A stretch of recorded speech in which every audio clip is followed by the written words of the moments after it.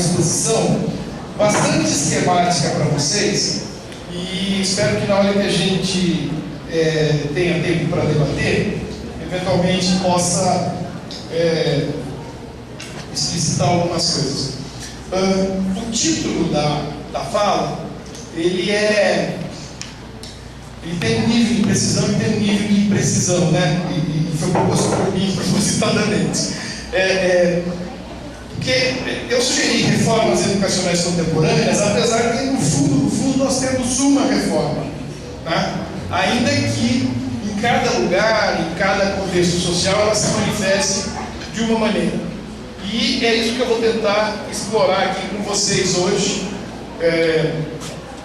E eu vou começar com uma contextualização, porque me parece que uma parte da origem dessas reformas tem a ver com a mudança no cenário econômico global, né?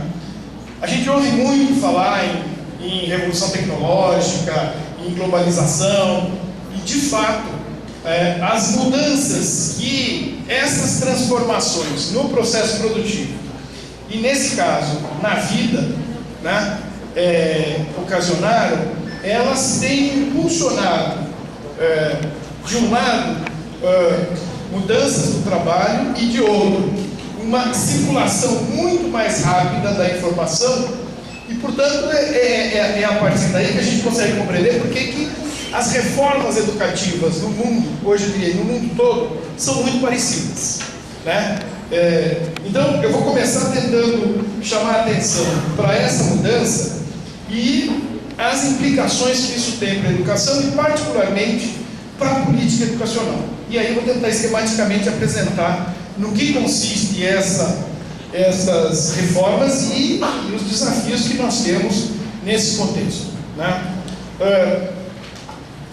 Nós vivemos, e isso é conhecido e é perceptível, nós vivemos um período de profunda transformação na base técnica, né? Mesmo vocês que são jovens, já devem ter, ao longo da vida de vocês, percebido como é que cresce, ou cresceu e continua crescendo, a presença da tecnologia nas nossas vidas, né?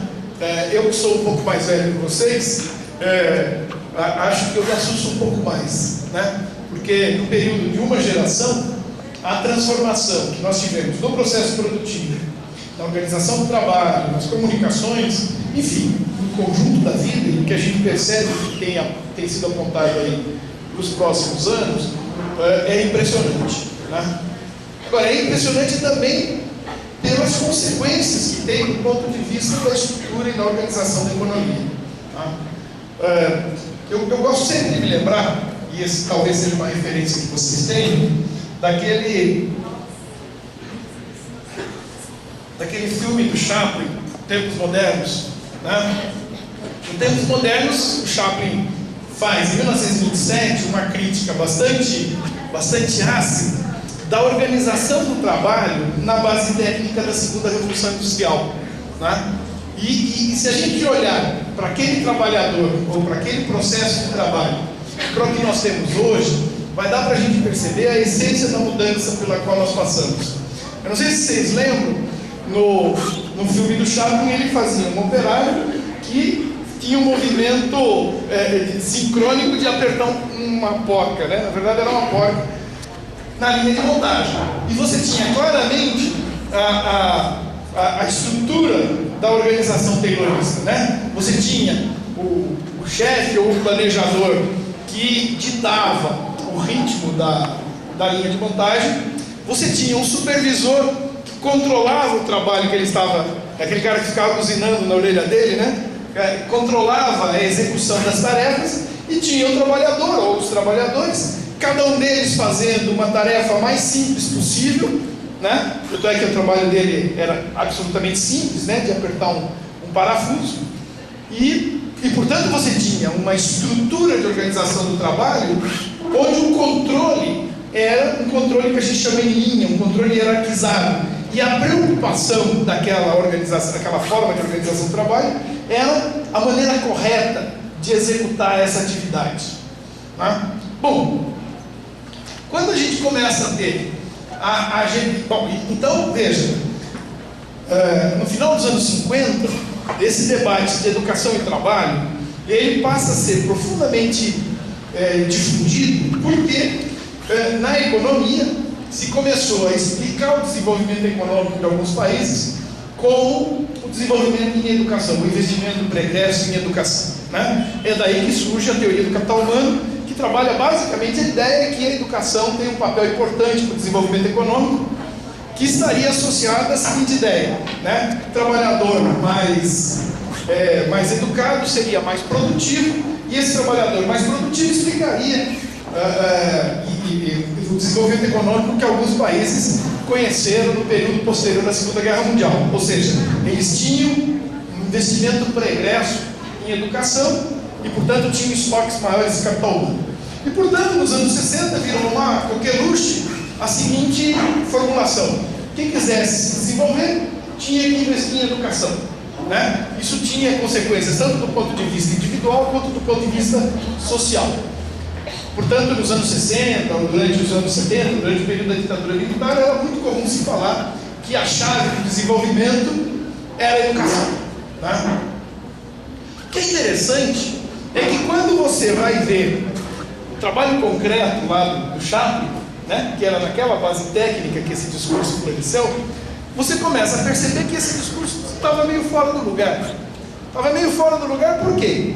Porque para um trabalhador como aquele lá que o Chaplin representava, não precisava de educação, né? Ele poderia ser formado no próprio processo de trabalho. Ou seja, quando a gente começa a analisar o processo real de trabalho, e aí você vai ter autores que vão desenvolver isso de maneira magistral, lembrando particularmente do Harry Graeber, do trabalho Capital Monopolista, você vai ver que essa ideia da educação como motor de desenvolvimento nos anos 60 tinha muito de ideológico no sentido de falsa representação da realidade, né? Era mais uma explicação artificial do processo de desenvolvimento do que uma explicação real, né? Talvez seja por isso que essa formulação colou pouco, né? Ainda que faça parte do universo do imaginário do discurso coletivo, né? Quer dizer, desde aquela época até hoje se fala muito na história da educação como elemento fundamental do desenvolvimento ou do progresso individual, né? Porque sempre vai aparecer alguém que estudou e progrediu na vida, enfim. Então, você tem aquele discurso que você quer desenvolver, você tem que estudar, né? Agora, o que aconteceu com essa mudança na base técnica? Acho que essa ideia é importante a gente perceber. Quer dizer, quando você começa a disseminar no processo produtivo a automação, o trabalhador como o Chaplin desaparece. Tá certo? Aquela atividade que ele fazia, né? Uma função repetitiva, mais mecânica, foi facilmente substituída pela máquina. Tá certo? Então começa a se difundir os robôs ou máquinas de processamento de comando numérico, enfim, você começa a sofisticar o processo produtivo. Evidentemente, aquele trabalhador que exercia funções mais mecânicas, mais repetitivas, desaparece. E aí começa a haver um processo muito interessante. Quer dizer, qual é a primeira linha de trabalhadores que começa a interagir com a máquina? Quer dizer, qual é a última, digamos, o trabalhador na ponta, né? O Chaplin naquele contexto era o trabalhador na ponta, né? Era a última etapa da organização do processo. Ora, o trabalhador que começa a ser requisitado é o trabalhador que interaja com a máquina e, portanto, que saiba operar essa máquina. E mais, e aí se processa uma mudança brutal na organização do trabalho. Veja, na estrutura anterior, né, você tinha um núcleo pensante que planejava e organizava o trabalho, e na ponta você tinha um núcleo que executava o trabalho, né? É por isso que é muito comum, quando a gente olha textos clássicos críticos da organização taylorista do trabalho, aponta a ideia de um trabalho heterogeneino, que a gente poderia sintetizar na ideia de quem pensa não é quem faz não é quem pensa, né? Quando você muda a base técnica, você começa a introduzir essa tecnologia mais moderna no processo produtivo, você começa a ter um trabalhador que tem que tomar decisões, porque ele tem que interagir com a máquina e tomar decisões em função do que a máquina está apontando. Ora, isso é uma mudança brutal na perspectiva de organização do trabalho. Por quê? Porque a pressuposição para o trabalhador na base técnica da organização taylorista é que ele não pensasse, que ele cumprisse ordens, né? O Taylor, inclusive, tem uma passagem muito interessante em que ele fala que o trabalhador dela era como um boi, tinha que ter o cérebro de um boi e a força de um boi. Ou seja, ele formulava com toda clareza que naquela estrutura do trabalho não se pressupunha que o trabalhador viesse a pensar. Bom, quando mudou a base técnica, esse negócio foi por terra. Quer dizer, você tem nessa moderna indústria a necessidade de que o trabalhador interaja com a máquina, tome decisões, e mais do que isso, que tenha conhecimento para fazer, né? Portanto, isso representou uma mudança brutal nas concepções de organização do trabalho. A mudança mais impactante que isso vai gerar é que a própria lógica das organizações muda. Veja, vamos voltar de novo no chave. Você tinha um núcleo pensante, um nível intermediário de controle e, na ponta, um grupo de trabalhadores que executava tarefas prescritas. Ora, o que aconteceu, né? A primeira linha lá da ponta some, ou tendencialmente some. Eu sei que tem o desigual e combinado aí, não vou discutir isso. Quer dizer, vamos pegar a produção capitalista mais desenvolvida, né? Em que a máquina entra, substitui aquela linha de trabalhadores, e portanto você começa a ter necessidade de um trabalhador que interage com a máquina, e portanto isso já representou uma mudança muito grande na própria estrutura da organização do trabalho. Mas teve uma segunda leva, que foi a mudança nos referenciais de controle. Veja, se você tem trabalhadores que tomam decisão e que têm algum nível de autonomia em relação ao trabalho prescrito, quer dizer, vai se abandonando crescentemente, a ideia de que tem uma única forma correta de executar as tarefas, né? Que é essencial na lógica taylorista, você começa a ter a necessidade de uma mudança nos critérios de controle do trabalho. Ou seja, não é mais necessário, tendencialmente, que você tenha um corpo intermediário de funcionários destinados ao controle. Ou seja, o controle passa ou pode passar a ser feito de outra maneira, basicamente pela qualidade do produto.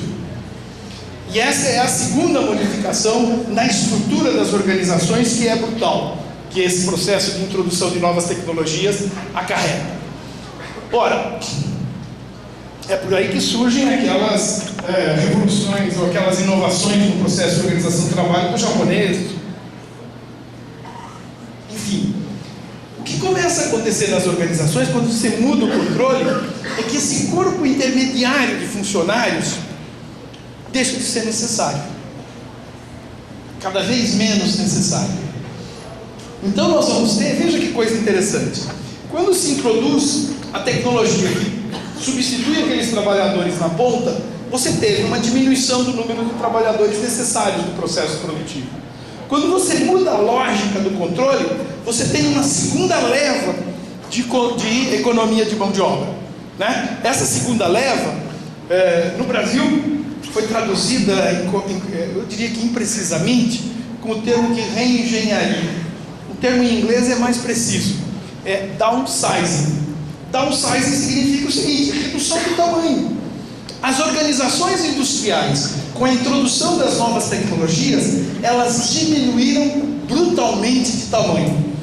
Diminuíram, de um lado, pela redução do número de trabalhadores necessários, e segundo, tornaram obsoletas, ou tendencialmente obsoletas, os corpos intermediários de funcionários que se dedicavam ao controle.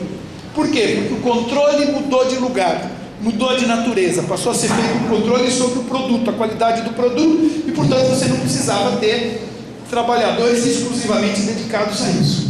É por isso que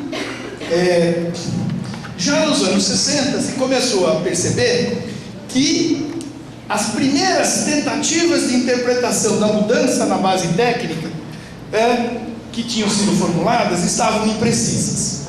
Por quê? Porque logo que começou a se perceber que você tinha, com a introdução das tecnologias, a introdução crescente das tecnologias no processo produtivo, você tinha uma economia de trabalho, uma economia de trabalhadores necessários no processo produtivo, e que, ao mesmo tempo, isso estava gerando um aumento da produção. Portanto, a primeira analogia que se fez foi com as formulações clássicas dos séculos XVIII e XIX e das revoluções industriais. Quer dizer, no começo, o pessoal começou a falar assim, não, nós estamos vivendo uma terceira revolução industrial, porque você tem a introdução de uma nova tecnologia que poupa a mão de obra e aumenta a produtividade. Quando se começou a perceber que, digamos, a magnitude das modificações que essa poupança de mão de obra estava gerando, começou a se perceber o seguinte: não é possível manter a analogia da Revolução Industrial. Por quê? Porque o polo dinâmico da economia vai deixando de ser a indústria. E é por isso que já no final dos anos 60 começam as formulações que diziam o seguinte: que nós estávamos vivendo uma revolução tecnológica que estava conduzindo a sociedade para uma sociedade pós-industrial. É muito interessante essa formulação. Quer dizer, você tem o texto clássico do Daniel Bell, que fala nisso, né? A sociedade pós-industrial. O Turrene tem um de 69, que trabalha no mesmo diapasão, que era muito interessante essa caracterização, porque é o seguinte: ela já não é mais industrial, mas ninguém dizia o que era ainda, né? Ou seja, já se constatava nesse momento que, digamos, o polo dinâmico da economia vai deixando de ser indústria.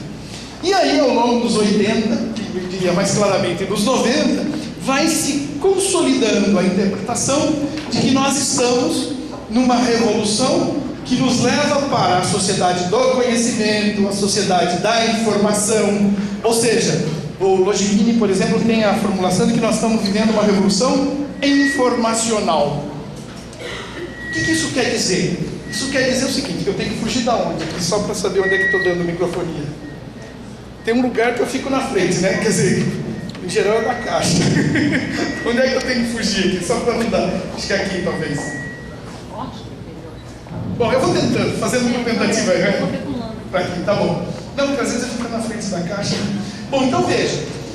E hoje em dia, né? Eu acho que esse processo não está terminado, né? Um processo em curso. Mas, digamos, a gente fala em sociedade da informação, sociedade informacional. O que quer dizer isso? Quer dizer o seguinte: que o polo dinâmico da economia, o polo que gera mais valor na economia, é a informação, é o conhecimento, né? Vou dar um exemplo só para não me alongar. Tem vários aí, mas um dos que eu acho mais impressionantes, que é o da indústria farmacêutica, né? Por exemplo, quando é lançado um novo remédio, por exemplo, um remédio para combater a AIDS ou para combater o câncer, né? Que é caríssimo. O que você está pagando ali nesse remédio caríssimo? Certamente não é o bem material que você está comprando, né? Porque se eu for pegar ali o que tem de quantidade de produtos, né? Dos componentes, etc., é barato, né? O que eu estou pagando quando é lançado um novo remédio, eu estou pagando uma pesquisa e o ganho sobre a pesquisa que identificou que aquela combinação de drogas lá, de substâncias químicas, era bom para a doença A, B ou C. Ou seja, o que está agregando valor àquele poder, àquele produto, é o conhecimento. É por isso que o genérico é muito barato, né? O genérico você está pagando só o bem material, você não está pagando o bem imaterial, né? O conhecimento associado àquilo. Ora, portanto, essa mudança é uma mudança substantiva. E mais, ela se esparramou do processo produtivo, de estrito senso, para o conjunto da vida social, para outras áreas, né, do trabalho, né? Se você pegar, por exemplo, o setor de serviços, aquelas áreas que tinham um emprego repetitivo e extensivo de mão de obra, passaram a depender e a demandar muito menos trabalhadores. Só para pegar um setor emblemático: banco. Banco hoje praticamente opera com um número sei lá, um quarto, um quinto do número de trabalhadores que operava há 20 anos atrás. Né? É só entrar numa agência bancária hoje em dia. Aliás, hoje é tudo montado para você não entrar na agência bancária. Quer dizer, a ideia é que você faça tudo mediado pela tecnologia, quer seja nos caixas automáticos, na internet, pelo telefone. Ou seja, você teve, com a disseminação dessas tecnologias, uma poupança brutal de mão de obra. Bom, isso se espraiou pelo lazer, pelo conjunto da nossa vida, celular, os brinquedinhos eletrônicos, etc, etc. Bom, portanto, na verdade, você tem uma dinâmica, ou seja, o setor dinâmico da economia passa a ser a produção de conhecimento e a informação decorrente desse processo. Olha, eu não vou me alongar nisso, porque eu não vou fazer uma dissertação sobre as modificações do processo produtivo. Daria para explorar um pouco mais, mas eu acho que eu já avancei. A ideia que eu achei importante é que nós tivemos uma mudança substantiva na base técnica, que ainda está em curso, está se aprofundando, mas que tem uma implicação brutal para a educação. Né? E esse é o meu primeiro ponto, que é o seguinte, né? Se nos anos 60 a ideia da articulação da educação com trabalho tinha muito de ideológico, hoje talvez essa distância tenha diminuído muito. Né? Vamos de novo ver que tem uma implicação bem rápida, depois dá para desenvolver mais essa ideia. Veja, nos anos 60, quando se pensava na articulação entre educação e trabalho, se pensava essencialmente em educação profissional, ou seja, preparar a mão de obra necessária para o mercado de trabalho, via cursos de formação profissional. Bom, isso praticamente perdeu importância, não desapareceu, mas perdeu muita importância, por uma razão muito simples. A educação profissional pensada dessa maneira é contraproducente, até do ponto de vista econômico. Não adianta eu treinar um cara para usar uma máquina, que era o que se fazia nos anos 60, 70, né? Você tinha um curso de qualificação profissional que era preparar o cara para operar uma máquina. Se essa máquina vai mudar muito rapidamente, porque a tecnologia acaba mudando muito rapidamente. Portanto, é a partir desta mudança na base técnica que a gente consegue perceber por que a temática da articulação entre educação e trabalho mudou de lugar. Ela sai da formação profissional estricto sensu e vai para a formação básica de caráter geral. Por quê? Isso é importante. Porque, dada uma tecnologia que muda muito rapidamente, né, a complexificação dos processos produtivos, no sentido de exigir equipes pluridisciplinares, enfim, se adaptar à mudança e etc, etc, começa a requerer como formação básica da força de trabalho os conteúdos da escola básica de formação geral. Tá certo? E é por isso que no Brasil, no mundo é um pouquinho mais antigo, mas no Brasil, desde os anos 90, os empresários, quando começam a discutir as necessidades de mão de obra olhando para a educação, eles param de discutir a educação profissional e começam a discutir fundamentalmente a escola básica de formação geral. E é por isso que é um fenômeno que nós temos nas últimas 2 décadas no Brasil, 2, 3 décadas, é que você começa a ter um setor empresarial disputando as políticas de formação geral na educação básica. E eles não estão mais olhando só para a formação profissional. Né? Isso é uma coisa interessante, por quê? Porque essa mudança fez surgir, digamos assim, no debate educacional, determinados temas que não existiam, né? E que dialogam diretamente com essa mudança na base técnica. Por exemplo, aparece um tema que não existia, que é o aprendizado ao longo da vida, né? Aprender ao longo da vida, aprender pela vida inteira, que é um elemento óbvio. Quer dizer, na medida em que se sofistica o processo produtivo, na medida em que você tem uma inovação cada vez mais rápida, é impensável o que era possível se fazer há 50, 60 anos, até menos, talvez 30 anos, que você tinha, bastava você ter uma dada formação inicial e isso te garantia toda a sua vida útil de trabalho com aquela formação. Isso já não é mais possível. né? Hoje não há área no conhecimento, não há área do trabalho que te permita falar o seguinte: eu vou ter uma vida útil no trabalho de 30, 40 anos só com a minha formação inicial. Em qualquer área que tem pensado, né? O segundo tema, que também não existia no discurso pedagógico, o aprender a aprender, por exemplo. Ou seja, não dá uma disponibilidade de informação que você tem com a popularização dos meios de informação e tudo mais. Não dá para eu pensar que a formação vai depender só, né, de escola ou de cursos, né? Você tem uma condição você tem que dotar o profissional, o trabalhador, de uma capacidade de se adaptar minimamente às mudanças que tem na base técnica, né? Um conhecimento, etc. Tem outras consequências que talvez sejam mais, digamos, programáticas no termo da educação, mas essas duas são duas que me chamam muito a atenção, porque elas vão se incorporando ao discurso cotidiano. Então, com isso eu vou sintetizar o meu segundo ponto. Meu segundo ponto é que eu estava formulando, de que com essas mudanças, as demandas para a educação passam a exigir uma educação de novo tipo. E isso é importante.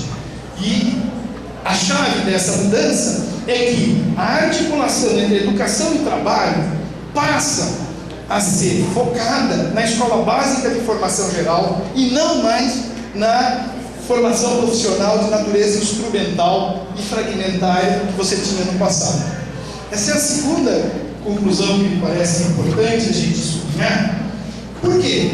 Porque historicamente o debate da educação, a relação educação e sociedade, foi mediada por duas concepções antagônicas. De um lado, a ideia da educação para a cidadania, né? Ou seja, a ideia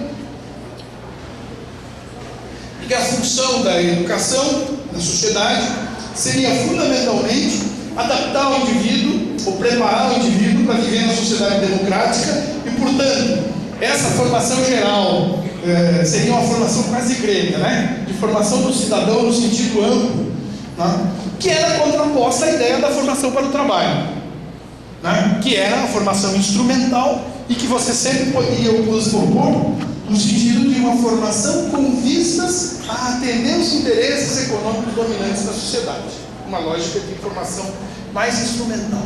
O que eu acho que é interessante é que essas mudanças na base técnica diminuíram essa distância. E acho que esse é um ponto importante para a gente pensar. Por quê? Na verdade, os defensores, entre os quais me incluo, da ideia da educação, a formação educacional para a cidadania, para viver na sociedade democrática, na verdade, não alteraram muito o seu discurso. Mas, digamos, essa articulação com o mercado de trabalho se aproximou muito dessa ideia, né? Isso tem implicações muito grandes para o debate educacional. Um que eu já assinalei é esse, da importância da escola básica de formação geral, né?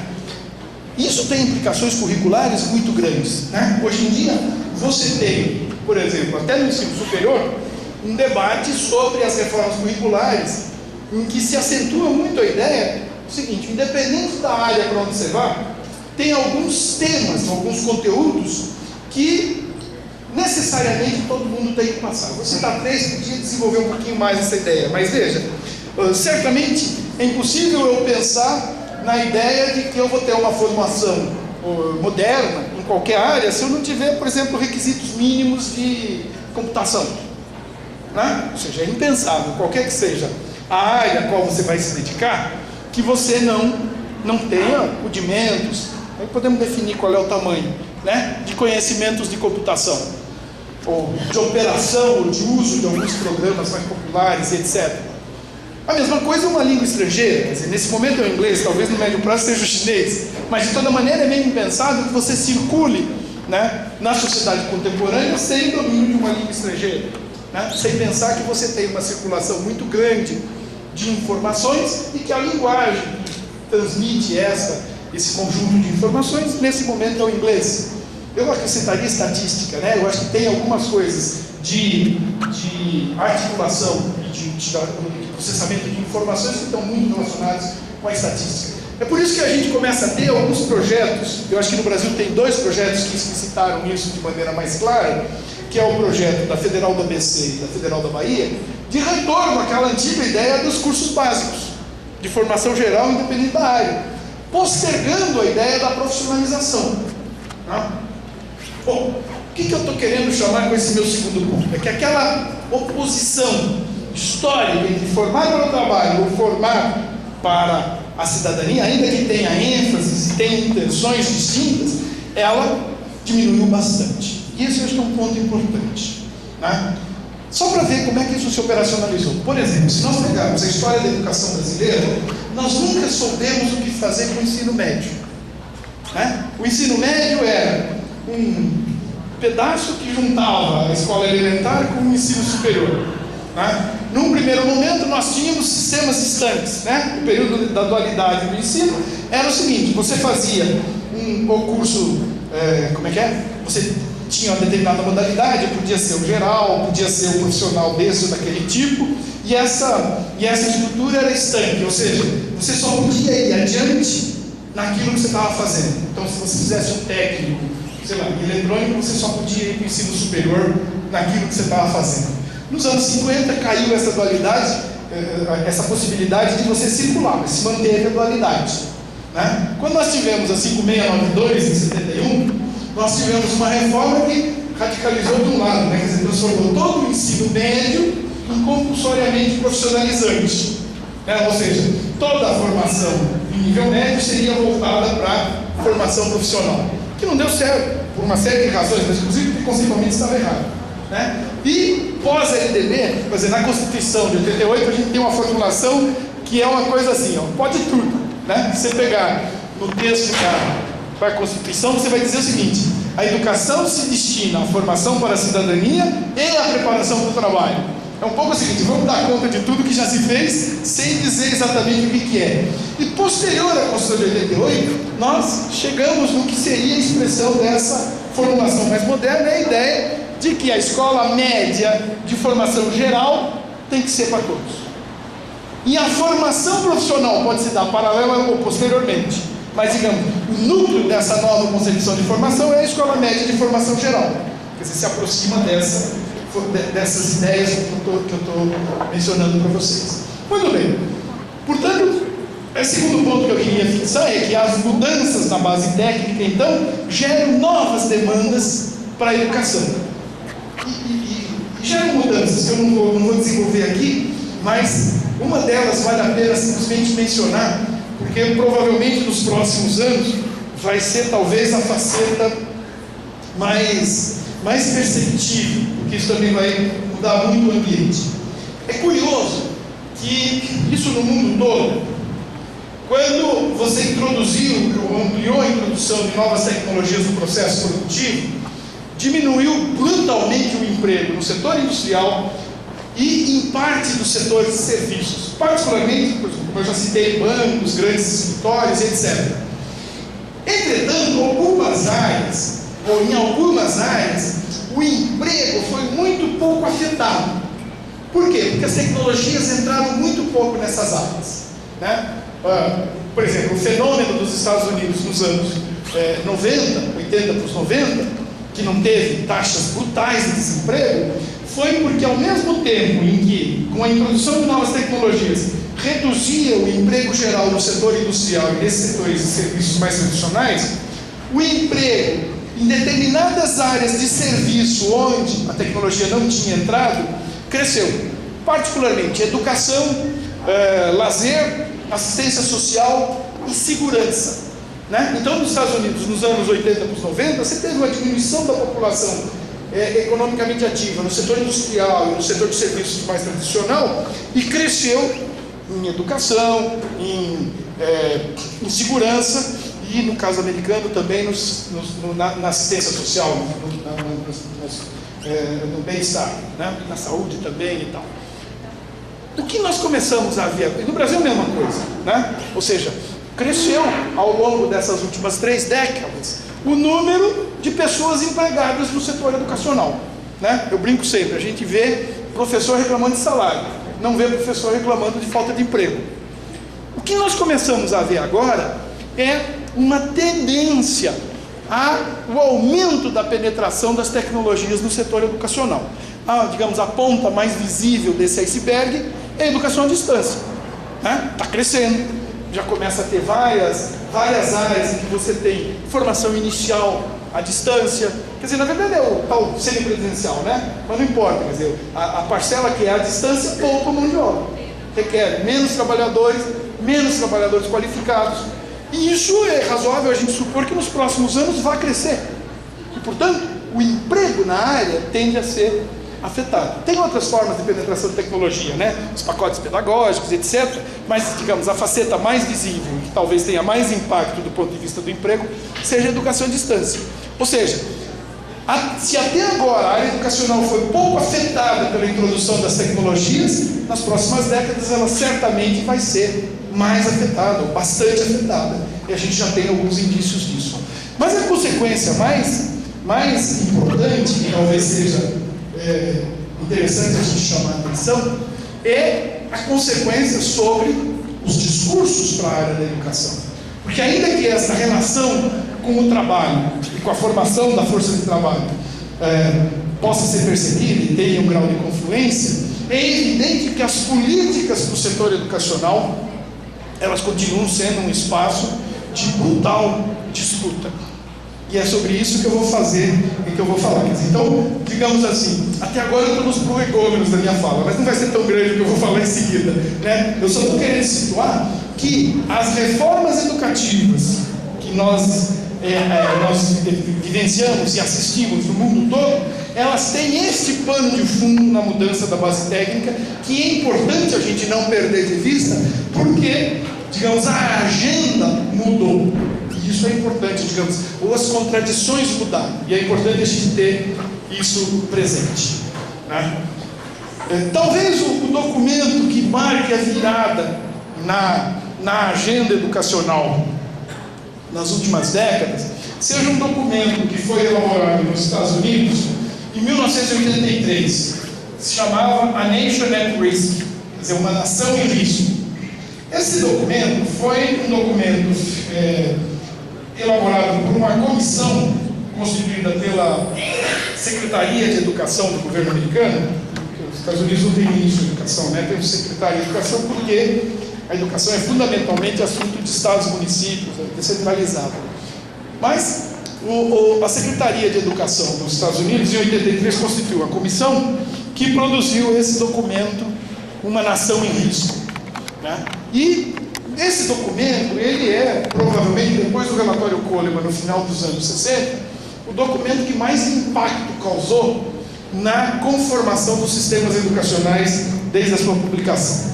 O diagnóstico da nação em risco era o seguinte, que a educação americana estava piorando, né? Os resultados das testagens em larga escala estavam piorando ao longo do tempo, o desempenho dos alunos em matemática e ciências estava piorando, e portanto era necessário você ter, digamos, um conjunto de medidas que viesse a combater esses problemas, né, de perda da qualidade da educação, né? E basicamente a partir de então, digamos, foram implementadas várias iniciativas de reforma que tinham como foco a melhoria da qualidade da educação, entendida a qualidade da educação como desempenho em testagens de larga escala, particularmente nos chamados conteúdos básicos. Depois de 83, inclusive nos Estados Unidos, surgiu um movimento chamado Back to the Basics, de volta para o básico, que era linguagem e matemática, e eventualmente colocando mais ciências, mas que, digamos, deram a tônica das reformas educativas nessas últimas 2-3 décadas. Muito bem. Quais são as características destas reformas? Eu uso muito um trabalho de um canadense, Benjamin Levin, que tem um livro chamado Reformando a Educação, dos recursos para os resultados, em que ele faz um bom mapeamento, uma boa análise de processos de reforma educativa em 5 contextos. Mas mais interessante do que a análise das reformas que ele faz, eu acho que é, digamos assim, a formulação que ele faz da estrutura das reformas. E as reformas contemporâneas têm segundo ele, 3 pernas. Eu diria que hoje você dá para perceber uma 4ª perna, mas são 3 pernas essencialmente. Eu vou enunciá-las, vou tratar da mais simples e que aconteceu menos aqui, ainda que ela esteja surgindo de outras maneiras, e vou depois me concentrar na formulação essencial. Segundo ele, as reformas contemporâneas estão ancoradas num tripé. A primeira perna do tripé é um aumento da escolha, né? A segunda perna do tripé é a centralização dos mecanismos de avaliação. E a terceira perna do tripé é a descentralização da gestão financeira e, no limite, do financiamento. Vamos explicitar cada uma dessas pernas e depois eu denuncio a 4ª perna, que talvez já seja uma consequência dessas reformas. Primeiro, o mecanismo de escolha. O mecanismo de escolha, eu diria que no Brasil, ele tem pouco impacto, pelo menos até agora, porque, digamos, a demanda por escolha por parte das famílias é um tema muito forte nos Estados Unidos e nos países europeus, onde o zoneamento escolar é muito rígido. O que quer dizer isso? Por exemplo, nos Estados Unidos, se você mora num determinado lugar, a escola pública que você pode frequentar é única. Ou seja, só tem uma escola que, se você mora num determinado lugar, você pode frequentar. Então, em alguns lugares, o valor dos imóveis é condicionado, ele é afetado pela qualidade que as escolas que atendem aquele imóvel, ou pela escola que atende aquele imóvel, têm. E, portanto, é um tema muito importante, né, que se rompa com esse zoneamento rígido. Então tem um apelo popular a ideia de que aos pais deve ser dado o direito de escolha da escola, mesmo no setor público. No Brasil, ainda que em alguns lugares, mas São Paulo é mais rígido essa questão do zoneamento hoje, no passado foi menos, em outros estados isso não funciona, né? No Rio, por exemplo, praticamente você matricula seu filho na escola que você quiser, no setor público. Então, o tema da escolha nunca foi um grande tema aqui entre nós, inclusive porque tem um jeitinho brasileiro, né? Ou seja, no Brasil se contempla aquela história, não, tudo bem, mesmo São Paulo, onde você tem um zoneamento um pouco mais rígido, você pode chegar no sistema escolar e falar assim, não, mas eu quero matricular meu filho naquela escola porque é perto do meu trabalho, e em princípio ninguém vai criar um grande caso com isso, né? Bom, mas nos Estados Unidos isso é um grande tema. Agora, o tema da escolha, ele tem um componente ideológico muito forte. Por quê? Porque as políticas educacionais, que uma coisa seria simplesmente eu chegar e falar assim, bom, não precisamos ter um mecanismo de zoneamento escolar muito rígido. Mas é que junto da quebra do mecanismo de zoneamento rígido, vieram algumas proposições de política educacional que são profundamente ideológicas. Eu vou citar as duas mais conhecidas. A primeira delas é o voucher. O voucher, que nós poderíamos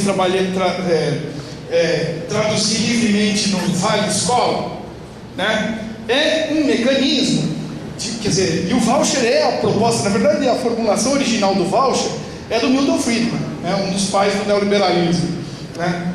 O voucher essencialmente seria a seguinte ideia: em vez de dar o dinheiro para a escola, né, que é o que nós temos nos sistemas públicos, né? O poder público financia a escola e a população vai e atende aquela escola segundo os critérios de matrícula estabelecidos pela escola. O voucher é o seguinte, é como se fosse um cheque alimentação, né? O cheque alimentação é um pouco o seguinte: em vez da empresa ter o restaurante, ela te dá um vale e você vai lá procurar o restaurante que te interessa. O Vale Escola, o voucher, é a mesma coisa. É a ideia que é o seguinte: o portador do dinheiro seria o aluno, e o aluno teria a possibilidade, ou família, né, teria a possibilidade de escolher a escola que quisesse, e isso teria um papel positivo. Por quê?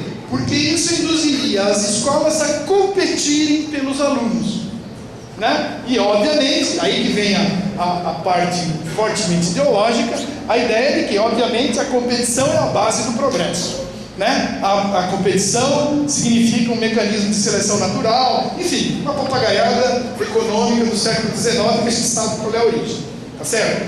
Muito bem, portanto a ideia é que o voucher teria um profundo poder de aperfeiçoamento do sistema. Por quê? Porque ele induziria as escolas a serem melhor, a atender melhor a demanda e, portanto, se aperfeiçoariam. Quer dizer, seria um mecanismo de induzir o aperfeiçoamento do sistema, né? Que é o mesmo discurso que você faz, né? O mercado livre tem a capacidade de aperfeiçoar, de corrigir as imperfeições, porque quem não tiver competência não se estabelece, né? Bom, muito bem, depois a gente pode até discutir qual é a evidência que nós temos disso, mas de toda forma, uma das propostas que veio associada à ideia da Joyce é o voucher. E você tem, mesmo nos Estados Unidos, por exemplo, onde esse discurso é mais forte, você tem profunda oposição aos vouchers. As experiências de vouchers nos Estados Unidos são limitadas, não existe na literatura evidência que fala assim, não, o voucher de fato melhora os sistemas, né? Ao mesmo tempo, você tem um outro tipo de proposta que são as charter schools. O que são as charters? As charters não trabalham com a ideia do voucher, no sentido assim, o voucher, digamos, a proposta final do voucher é que tanto faz financiar a escola pública ou privada. Digamos, o modelo do voucher é o modelo holandês, né? Na Holanda, num acordo, eu brinco sempre que a igreja em educação é o primeiro neoliberal, né? Porque na Holanda existe um mecanismo que é anterior à emergência do neoliberalismo como visão de gestão do Estado, que remonta ao começo do século XX, em que o pai tem o direito de escolher a escola que quer pôr o seu filho, seja ela pública ou privada, e o Estado banca. Então é um mecanismo sistêmico de subsídio ao setor privado, né? Mas é anterior ao neoliberalismo, né? Então esse seria o modelo último. Mas, digamos, o modelo do voucher significa você subsidia a escola pública ou privada, né? Então nos Estados Unidos surgiu uma proposta alternativa que é chamada de Charter School. A Charter School, o nome vem de voo charter, né? Voo fretado. Voo fretado é um voo que é desenhado para o seu interesse, né? Então nos Estados Unidos é muito curioso porque se opõe a charters ao voucher, né? Enquanto o voucher é entendido generalizadamente como uma proposta de privatização da educação, as charters não seriam. Por quê? Porque o mecanismo das charters é um mecanismo restrito ao setor público. Então, como é que funciona o mecanismo das charters? O mecanismo das charters é um mecanismo de mudança na gestão de escolas públicas, gratuitas, financiadas pelo Estado e muitas vezes reguladas pelo Estado. Então, o mecanismo mais tradicional seria o seguinte: eu pegar uma escola pública qualquer e transferir, privatizar a gestão dela.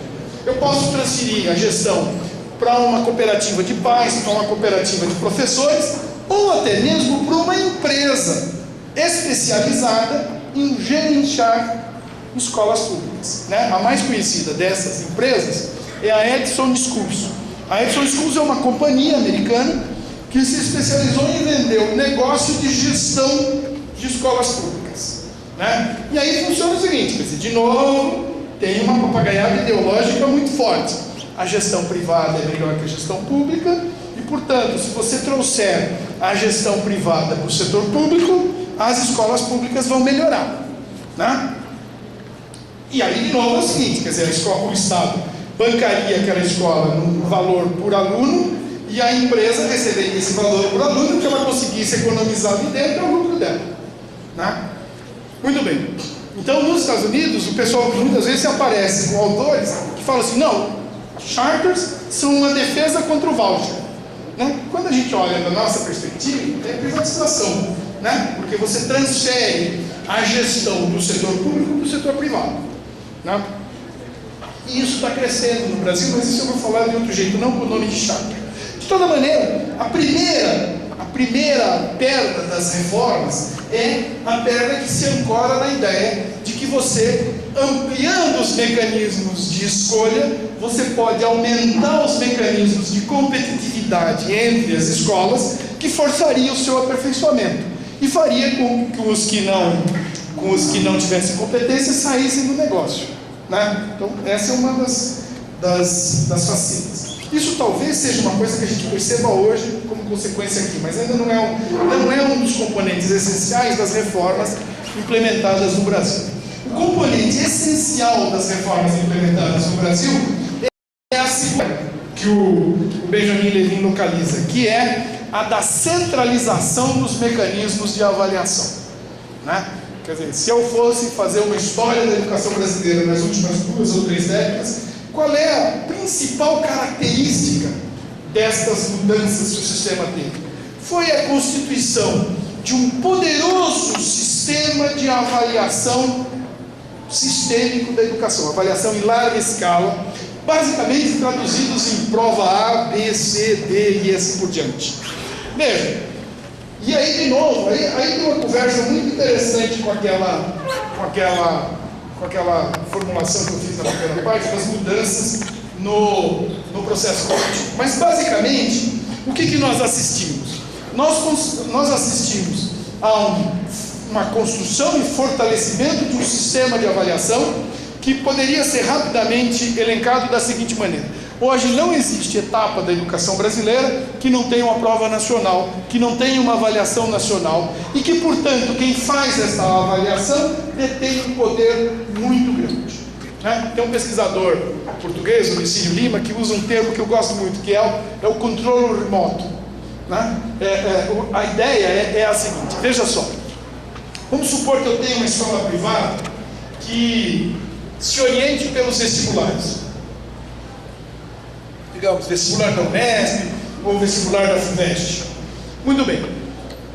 Aí a FUVEST chega no começo do ano e fala o seguinte: olha, esse ano nós vamos exigir na prova de literatura os seguintes livros.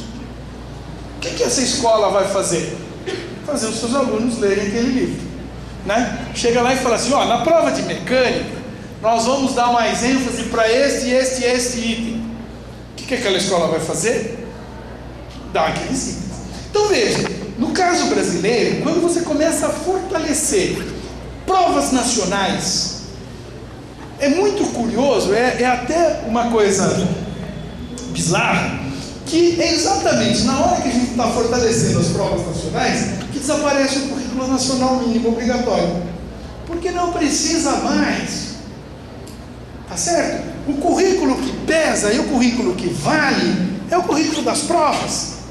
Veja, nós temos parâmetros nacionais curriculares. Os parâmetros não são obrigatórios. Portanto, é possível se fazer um discurso da autonomia pedagógica das escolas. Mas você vai ser avaliado pelas provas. E se você sair mal nas provas, crescentemente você vai se ferrar. Mas você é livre para dar o curso que você quiser. Perceberam que coisa interessante? Né? Então veja, num primeiro momento, o poder indutor dos sistemas nacionais foi simbólico. Então, por exemplo, eu me lembro muito bem, eu não vou pegar uma prova nacional, vou pegar uma prova estadual, porque eu acompanhei isso. Em 97, quando a rede estadual de São Paulo introduziu o SARESP, eu estava desenvolvendo um processo de formação continuada com diretores da rede estadual na cidade de São Paulo. E eu me lembro muito bem que quando eles divulgaram os primeiros resultados do SARESP, não tinha consequência nenhuma, mas eles publicizavam os relatórios. Então era muito interessante você ver, e eu trabalhava com um grupo de diretores, então um diretor falou assim: ué, mas por que tua escola teve uma nota tão melhor que a minha?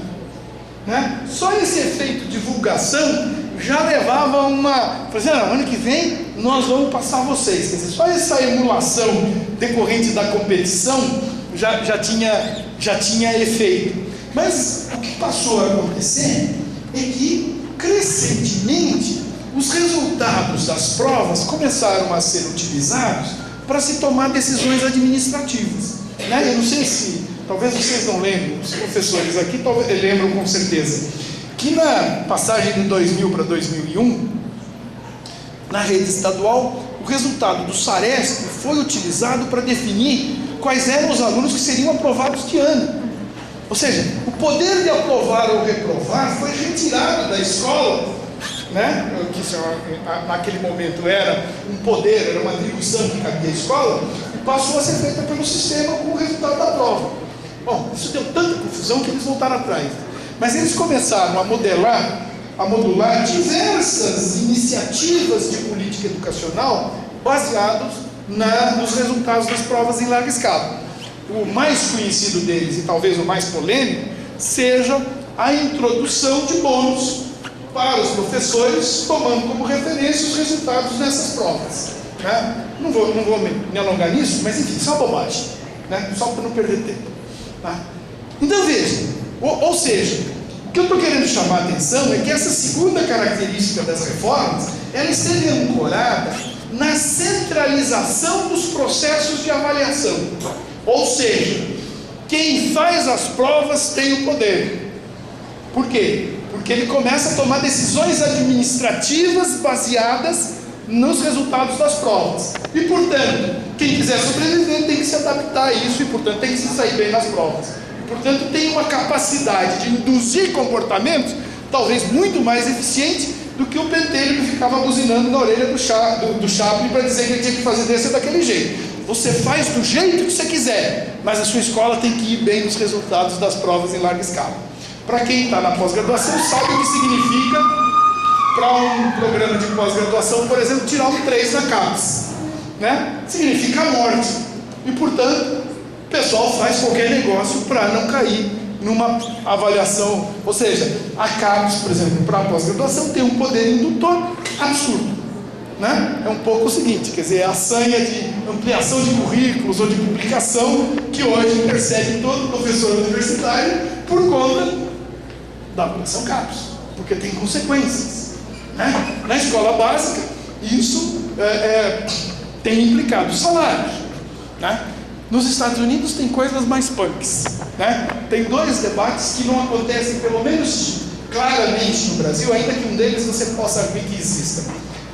Que um deles é a história do financiamento desigual, né? Em princípio, trabalha-se com a ideia, meio ilusória, mas de toda maneira, enfim, é uma ideia dominante, que o valor por aluno numa mesma rede de ensino é igual em todas as escolas.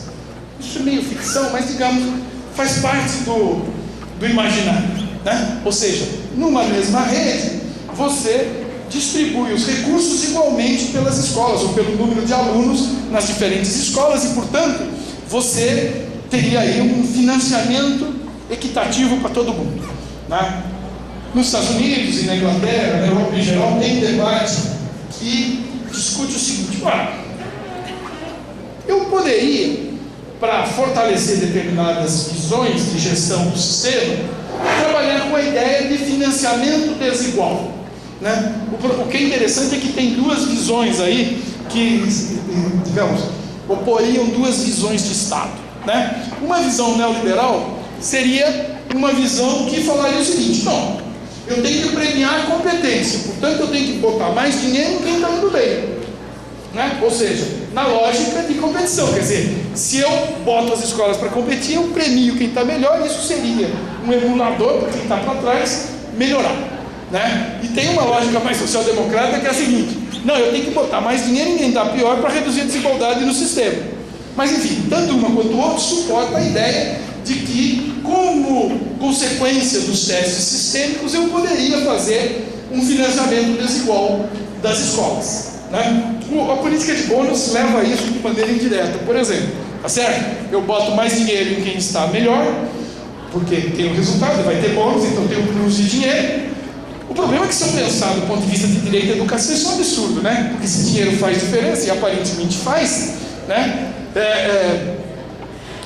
Quando eu boto mais dinheiro em quem já está melhor, eu aumento a desigualdade, né? Isso não vai ser compensado pela emulação que eventualmente isso vai fazer, ainda que essa emulação seja limitada. Depois a gente pode discutir isso. Mas, de toda maneira, quer dizer, esta perna é, digamos, a pedra de toque das reformas educacionais contemporâneas. É a centralização dos sistemas de educação, de avaliação, que faz com que, para além de ser um instrumento de avaliação, eles passam a ser um instrumento de gestão, de exercício do poder. Então essa é uma segunda perna muito importante, porque as reformas se ancoram nisso daí. Então é muito interessante a gente perceber que depois de 1990, quando o Brasil, no caso da educação básica, ensaiou os primeiros passos na formulação do SAEB, como nós crescemos desde então na criação de exames, né? O SAEB virou depois, que era censitário, ele virou Prova Brasil, ele era amostral, virou censitário. Você teve o Enem, que tenta fazer alguma coisa similar para o ensino médio. No ensino superior veio o Provão, depois veio o ENAD, aí depois veio o Provinha Brasil. E é muito interessante, porque tem uma consequência subliminar desses mecanismos, que é o seguinte: permite tipificar o culpado com muito mais clareza, né? Na visão anterior, quer dizer, que o centro planejava e controlava, se o sistema estava indo mal, em primeiro lugar o problema era a culpa de quem controlava o sistema, né?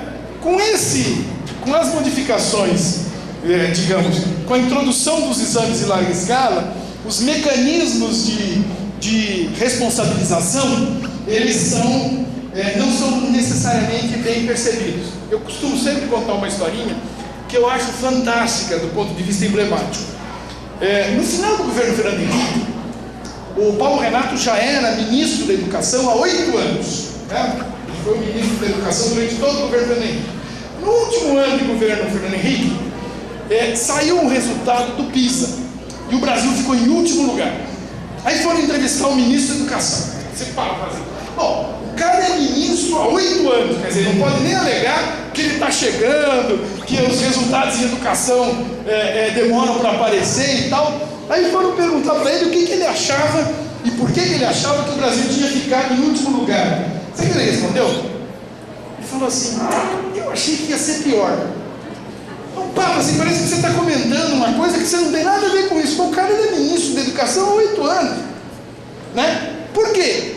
Aí ele continuou o discurso: eu dei autonomia para as escolas, cada uma hoje pode escolher o currículo que quiser, você tem recurso que é descentralizado, os caras não fizeram porque são incompetentes. Isso é interessante, né? Quer dizer, quando hoje em dia, com esses mecanismos de avaliação, deu errado, o problema é do governo do estado, é do governo municipal, é da escola e, no limite, do professor. Certo? Essa é uma das características simbólicas desse debate que é muito interessante. Quer dizer, você tem uma coisa de terceirização da culpa que é muito engraçado, né? Quer dizer, os governantes deixaram de ter culpa, já que eles estão fazendo o discurso da autonomia da escola, o discurso que a escola pode escolher seus caminhos, tá certo? Desse ponto de vista é muito cômodo.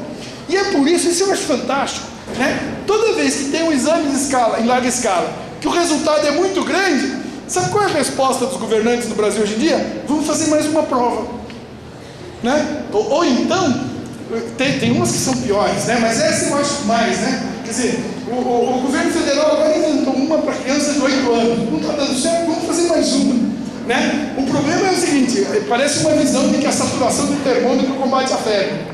Ainda que você tem que ter um termômetro, né? Você não precisa ter 10 termômetros, basta um. O problema do ponto de vista de política não é o termômetro, é o que você faz com o resultado do termômetro. E aí pode ter uma bobagem maior ainda, né? O ano passado teve um desastre no exame, no Enem e no SAEB para o ensino médio, né? Aí o que o nosso doutor ministro da Educação falou? O problema é que tem muita disciplina no ensino médio. Então nós vamos fazer um currículo para reduzir o número de disciplinas, e isso vai ser a salvação da lavoura. Quer dizer, a coisa é um pouco o seguinte: se as crianças não estão aprendendo, porque tem muita coisa, a gente diminui o que eles têm que aprender, e portanto a gente resolve o problema. E de novo continua sendo a responsabilidade na ponta, né? Eu estou brincando, mas isso é seríssimo. Por quê? Porque na medida em que eu começo a generalizar a ideia que o resultado nessas provas é o meu indicador de qualidade, eu começo a induzir e nós temos exemplos no mundo todo, eu começo a induzir a fraude, né? Você tem desde a fraude pura e simples, que de vez em quando aparece aqui, né? O ano passado teve uma escola em Sorocaba que bombou no resultado de Saresp. Quando os caras foram fazer auditoria, viram que os professores tinham buzinado para os alunos qual era o resultado. Mas você tem outras coisas mais sutis que continuam sendo fraude. Por exemplo, a escola sabe quem são seus alunos mais fracos, então fala para eles não virem no dia da prova, porque não tem nos nossos indicadores sistêmicos controle do número de respondentes nas questões. Ou, o que eu acho que é o pior de todos, você começa a transformar a educação básica, que tinha que ter aquela característica de formação geral e etc., numa educação para o teste. Ou seja, nós transformamos no objetivo da nossa educação preparar os alunos para responder testes. Ou seja, nós começamos a dizer que o suprassumo da educação que nós devemos buscar é um cursinho pré-vestibular, que do ponto de vista da educação é uma porcaria, ainda que eventualmente resolva e ajude os caras a responder teste. Mas não é de maneira nenhuma um ideal de educação que se deva defender. Tá certo? Muito bem.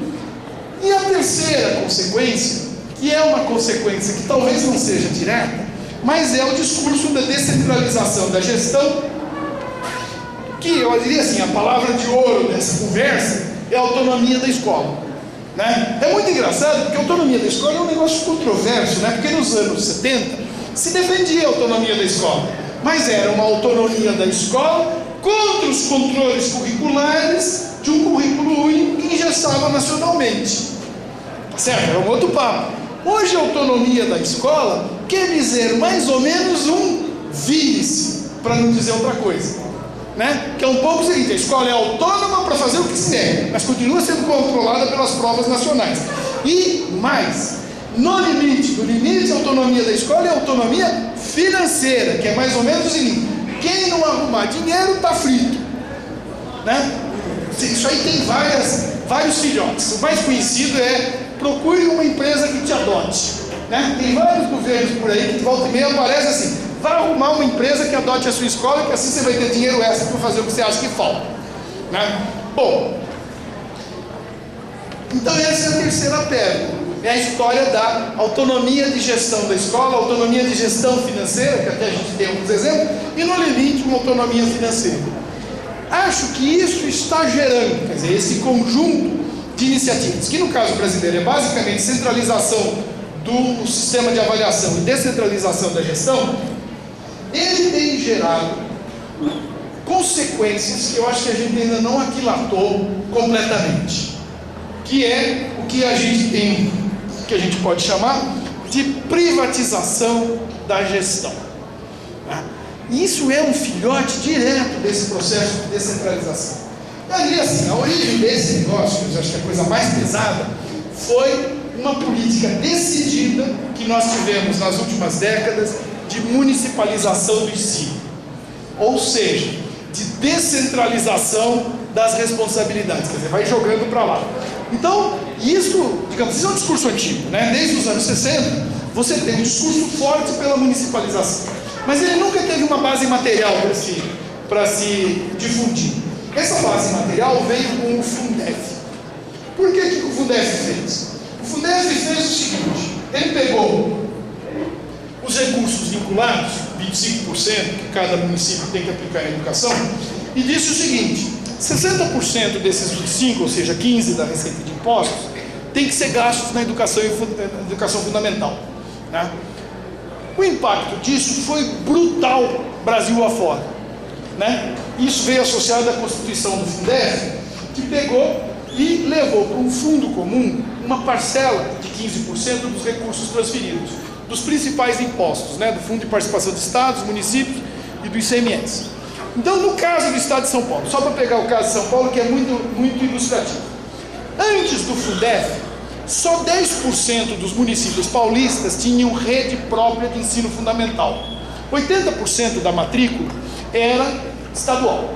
Muito bem, quando veio o Fundef, 15% desses impostos transferidos foram para o fundo. E cada município ou estado recuperavam esses recursos que tinham ido para o fundo proporcionalmente à matrícula que tinham no ensino fundamental. Muito bem, 90% dos municípios paulistas não tinham ensino fundamental. Então o que acontecia? Eles contribuíam com 15% dos seus principais impostos transferidos para o fundo e não recebiam nada de volta. Portanto, o que o Fundef fez no estado de São Paulo? Produziu uma correria dos municípios para recuperar esse dinheiro que eles perdiam para o fundo. Tá certo? Por quê? Porque o atendimento do ensino fundamental era estadual. Então, no tempo zero, o Fundef representou no estado de São Paulo uma brutal transferência de recursos da educação municipal para a educação estadual. O dinheiro não saía do município, né? Mas o dinheiro era transferido para a gestão do estado. Então, os municípios começaram a correr atrás de recuperar esse dinheiro que eles perdiam para o fundo. Como é que eles conseguiam recuperar isso? Aumentando sua rede própria de ensino fundamental. Agora, é óbvio, se você vai criar a escola do zero, demora muito para você ter uma escola grande, né? Uma rede grande de escolas, a ponto de compensar os recursos que você está perdendo para o fundo. A forma mais fácil de fazer isso era passe a administrar escolas estaduais, que nós passamos a entender como municipalização do ensino. Portanto, o que aconteceu? Os municípios paulistas iniciaram uma corrida, paulistas e mineiros fundamentalmente, né? Uma corrida muito grande para passar a administrar escolas estaduais e recuperar os recursos que eles estavam perdendo para o fundo. Para vocês terem uma ideia, na passagem de 98 para 99, que foi o final do primeiro ano de vigência do Fundef, no estado de São Paulo, foram municipalizadas 700 mil matrículas. E no estado de Minas, mais 500 mil. Quer dizer, é fundamentalmente por conta do Fundef que o atendimento no ensino fundamental passou a ser majoritariamente municipal. O que é mais impressionante é que o Fundef ampliou a municipalização onde ela já era muito grande, Norte e Nordeste. Por quê?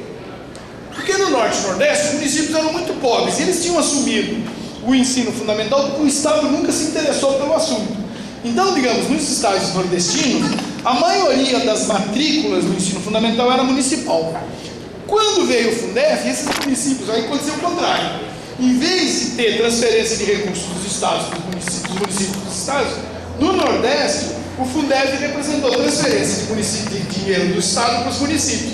Só que os municípios, como eram muito pobres, eles começaram a falar o seguinte: bom, está aí uma grande jogada para a gente ganhar mais dinheiro. E, portanto, onde já era muito municipalizado, eles ampliaram a municipalização.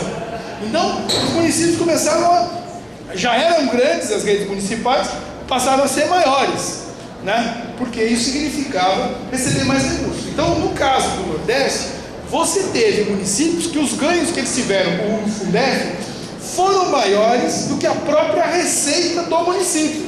Então, é óbvio que o prefeito ia atrás desse negócio, né? Bom, então veja, qual era o problema? O problema é que, mal ou bem, as redes estaduais tinham alguma burocracia ou tinham condições mínimas de gerenciar redes de ensino.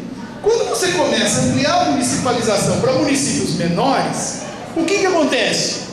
Acontece que você começa a transferir escolas para municípios que não tinham nenhuma capacidade técnica de administrar essas escolas. E, portanto, qual foi a alternativa? Privatiza. E privatiza como? Basicamente, nós temos 3 mecanismos de privatização que eu diria que são a consequência tardia dessas reformas. A primeira delas, privatiza a gestão. Né? O que significa privatizar a gestão? Quer dizer, a escola continua sendo pública, de propriedade pública, mas a gestão passa a ser privada. E aí começa a aparecer uma distinção muito interessante. Tem a privatização não lucrativa, ou pelo menos declaradamente não lucrativa, ou até segunda ordem, ou até segunda visão não lucrativa, que é coisas, por exemplo, como o Instituto Ayrton Senna e algumas outras instituições não governamentais, que fazem o seguinte: supostamente não estão pegando dinheiro público nessa jogada, mas quando, por exemplo, o Instituto Ayrton Senna, se o município assina um acordo com o Instituto, ele abre mão de ter política própria de educação. Ele passa a seguir um protocolo determinado externamente ao município. Portanto, aquele papo da Constituição de gestão democrática do ensino público vai para as calendas, né? O município passa a seguir um protocolo que é definido fora dele e, portanto, fora da esfera pública, fora da esfera de debate democrático.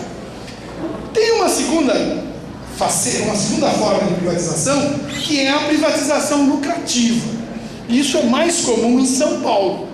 Por quê? Porque em São Paulo os municípios têm dinheiro, o resto do Brasil eles não têm, são muito mais pobres, né, os municípios do interior. Que é um mecanismo de compra de sistemas apostilados, né? Por quê? Porque os sistemas apostilados não é só a compra da apostila, é um pacote, que significa a apostila que passa a controlar o currículo e o trabalho do professor, o atrativo é grande, né? E passa a ter, junto com a apostila, os mecanismos de avaliação sistêmica e a formação continuada de professores. Ou seja, objetivamente o município abriu mão de ter currículo próprio, né? De ter debate sobre o trabalho docente, de ter avaliação sob o seu controle e terceiro e quarto, de ter formação continuada sob o seu controle. Ele compra tudo do sistema privado. E aí, evidentemente, você entrou num dos grandes mercados da educação brasileira. Diga-se de passagem, um mercado já internacionalizado. Porque os grandes vendedores de apostila hoje são empresas estrangeiras, né? O SEB, que era o COC, foi comprado pela Pearson, né? O Pitágoras é de um fundo americano. O COC ainda é nacional, mas o COC não, o Positivo, mas não vai durar muito, e o Objetivo também não dura muito como empresa nacional. Mas de toda forma é uma privatização da gestão. A segunda forma de se fazer isso é o mecanismo de privatização escancarado via compra de vaga no setor privado por parte do poder público. Isso é mais visível no caso da creche e no caso do ensino superior, onde você tem falta de vaga.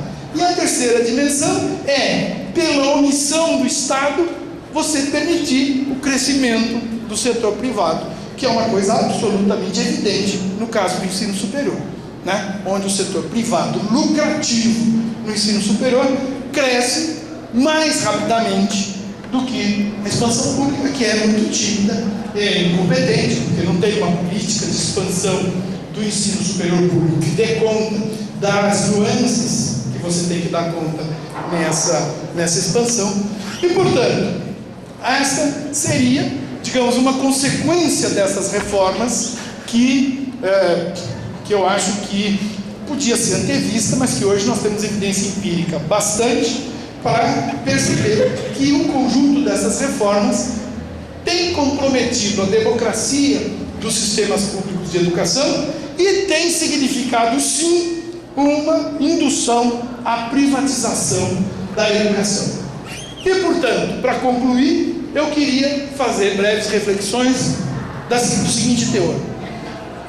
E o que fazemos? Né? E agora? Agora, eu acho um pouco o seguinte, eu acho que a gente tem que refletir da seguinte maneira, né? A gente não escolhe a música, mas tem que saber dançar, né? Conforme a música. Significa o quê? Significa que a gente tem que ter capacidade de formular políticas públicas de educação que sejam capazes de enfrentar, digamos, o que supostamente a privatização faz melhor. Isso significa o quê? Eu acho que nós temos que enfrentar a questão de construir alternativas públicas de qualidade, segundo os marcos de qualidade que estão colocados, sem prejuízo da gente enfrentar o debate de mudar os parâmetros de qualidade. E por isso eu vou encerrar dizendo uma breve palavra sobre o IDEB, né? O IDEB é uma desgraça. É uma desgraça por quê? Porque eu acho que não é ruim você ter indicadores, o problema é quando você tem um indicador que é tido como um indicador de qualidade quando ele não é. O IDEB é um bom indicador de resultados. 2 resultados que nós queremos: reduzir a reprovação e melhorar a nota nas provas sistêmicas. São 2 coisas que a gente não pode ser contra. O problema é que quando ele vira um indicador de qualidade, ele induz a preparação para a prova, ou a fraude na prova. E o que é pior, ele induz uma conceituação equivocada, que qualidade da educação é bom resultado em prova. Qualidade da educação é muito mais do que isso.